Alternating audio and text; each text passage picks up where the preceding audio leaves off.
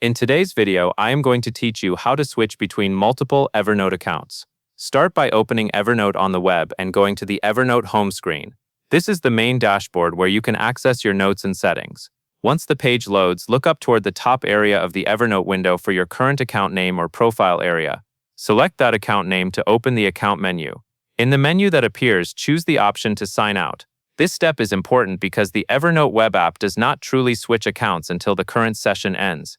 After you sign out, you will be taken to the Evernote sign-in page. On the login screen, you may see an option that lets you continue with an existing saved sign-in method.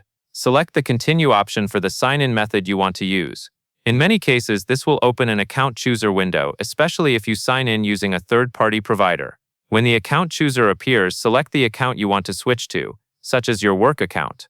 Take a moment to confirm you are selecting the correct profile, since choosing the wrong one will bring you right back into the previous Evernote space. After you select the correct account, proceed through the sign-in flow. If you see a button labeled Continue, select Continue to finish loading Evernote under the new account. Once Evernote opens, you may land in a short onboarding area. Follow along by selecting the prompts on the screen, including the area related to note-taking if it appears.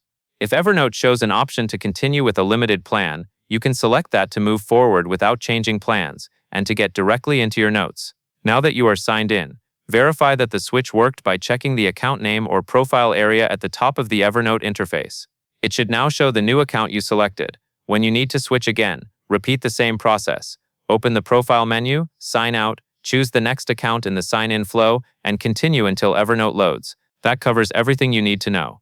And that is all there is to it.